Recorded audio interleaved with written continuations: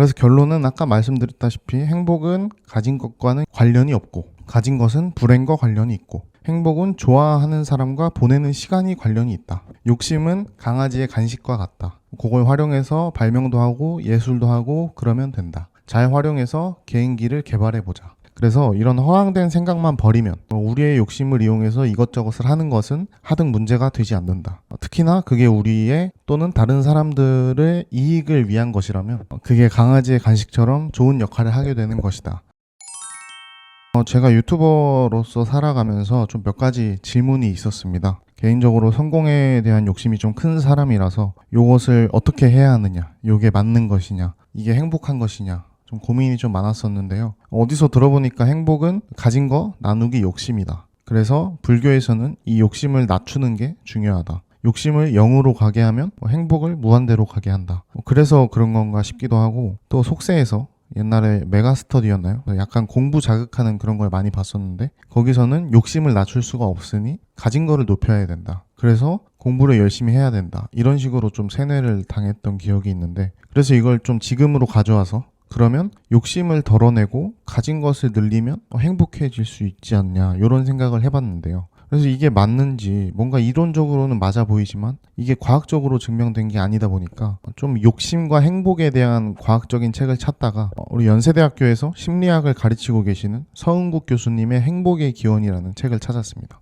그래서 확실히 교수님 아니면 이제 대학원 출신 분들의 책은 이 실험과 연구 데이터를 기반으로 하기 때문에 과학적인 그런 논리 구조를 가지고 있어서 좀 개인적으로는 그런 책을 선호하는 것 같습니다. 책을 다 읽고 나서 제가 가졌던 생각, 질문들에 대한 것들, 그런 것들이 현대에서, 우리 현대 연구들에서는 어떻게 알려지고 있느냐, 그런 것들이 좀 정리가 많이 됐던 것 같아요. 그래서 우선 제가 들었던 행복은 가진 거 나누기 욕심이다. 이제 요거는 그럴싸해 보이지만 사실은 아니었습니다. 그러면 행복은 뭐냐? 그리고 행복하기 위해서 사람은 사는 것이냐? 이런 질문도 사실 오답입니다. 그래서 행복이 궁극적 목표가 되면은 안 되고 사실은 그럴 수가 없다가 정답이었습니다. 그래서 다 건너뛰고 일단 답부터 말씀을 드리면 1번 행복은 가진 것과 관련이 없다. 가진 것은 불행과 관련이 있다. 그래서 좀 과하게 얘기해서 가진 것은 불행을 줄여주지만 행복을 늘릴 수는 없다고 합니다. 2번 욕심을 0으로 가게 하면 행복이 무한대로 가냐? 이것도 사실이 아닙니다. 대신에 욕심은 헛된 것이라는 불교의 느낌이 사실이 맞았습니다. 욕심은 우리가 생존과 번식에 필요하기 때문에 생기는 거고 행복과는 관련이 없다고 합니다. 3번, 그러면 행복하기 위해서 뭐가 필요한가? 좋아하는 사람과 보내는 시간이 얼마나 많은가?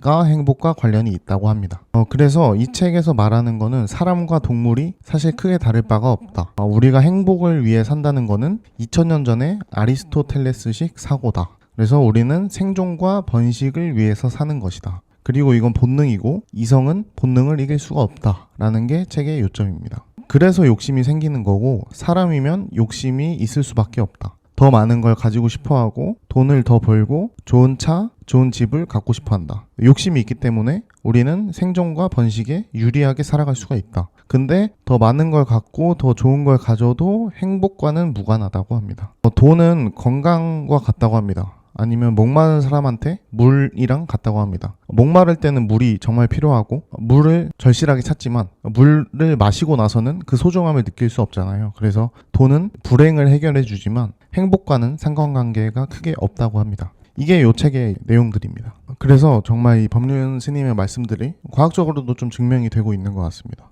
그래서 욕심은 정말 욕심일 뿐 그 이상의 의미는 없었던 것 같아요. 다만 더 많은 것을 가지고 더 좋은 것을 가지는 거는 인간이 본능적으로 원할 수밖에 없다. 그래서 인간에게 욕심은 사실 강아지에게 간식과 같다. 이렇게 표현할 수 있을 것 같습니다. 강아지는 간식이 있기 때문에 주인에게 복종도 하고 앉아도 하고 손도 주고 합니다. 사람도 이 욕심이 있기 때문에 더 잘 되고 싶고 마이바흐도 갖고 싶고 하고 한남더에도 가고 싶어 하는 겁니다. 근데 이제 여기까지는 문제가 없는데 어디서 문제가 생기냐면 유튜브 대강에서 한 3, 4개월 해서 저기 잘 나가는 사람들처럼 뭐 며칠만 해서 100만 찍고 몇천 벌고 이런 거를 원하면 그때부터 이제 문제가 생긴다는 겁니다. 그래서 일은 하기 싫고 돈은 벌고 싶고 아니면 공부는 하기 싫고 좋은 대학은 가고 싶고 이렇게 헛된 것을 꿈꾸기 시작하면 거기서부터 문제가 생긴다고 합니다. 그래서 유튜브를 해서 돈을 벌고 싶은 저 같은 경우에는 현실을 좀 깨닫고 생각보다 많은 사람들이 유튜브로 돈을 벌지 못하는 현실, 그리고 재능도 필요하기도 하고 또 많은 시간을 투자해야 하기도 하고, 그래서 3, 4년, 4, 5년 고생할 생각을 하고 돈도 좀 아껴 쓰고 돈 떨어지면 알바할 생각도 하고 나는 입에 풀칠할 정도만 해도 유튜브를 하고 싶다, 이러면 이제 문제가 없다고 합니다. 그래서 이런 허황된 생각만 버리면 우리의 욕심을 이용해서 이것저것을 하는 것은 하등 문제가 되지 않는다. 특히나 그게 우리의 또는 다른 사람들의 이익을 위한 것이라면 그게 강아지의 간식처럼 좋은 역할을 하게 되는 것이다. 이렇게 생각을 정리하게 된 것 같습니다. 그래서 결론은 아까 말씀드렸다시피 행복은 가진 것과는 관련이 없고 가진 것은 불행과 관련이 있고 행복은 좋아하는 사람과 보내는 시간이 관련이 있다. 욕심은 강아지의 간식과 같다. 그걸 활용해서 발명도 하고 예술도 하고 그러면 된다. 잘 활용해서 개인기를 개발해보자. 이렇게 되겠습니다. 그래서 저는 이 책을 읽고 생각이 좀 많이 정리가 됐던 것 같습니다. 제가 지금 회사 생활을 하다가 나와서 집에서 이렇게 글도 쓰고 말하는 거를 해보고 있는데 다시 한번 기대치를 좀 내려놓고 길게 생각하자, 이렇게 좀 헛된 욕심을 내려놓기도 했던 것 같습니다. 그리고 사랑하는 사람들과 더 많은 시간을 보내는 게 역시 행복과 관련되는구나, 이런 걸 좀 배운 것 같고, 그래서 정말 원치 않는 사람들과 같이 있어야 하는 회사 생활을 그만둔 게 잘한 거구나, 이런 생각을 좀 한 것 같습니다. 이런 것뿐만 아니라 뒤에 이제 한국 사회가 경제적 수준에 비해 행복 수준이 낮은 이유, 그리고 뭐 기부와 봉사의 심리학적인 이유, 행복 말고 요새는 심리적 풍요라는 개념이 유행하고 있는 거, 이런 이야기들도 뒤에 한번 해드리도록 하겠습니다. 그럼 오늘도 사랑하는 사람들과 행복한 시간을 보내시기를 바라면서 마치겠습니다. 감사합니다.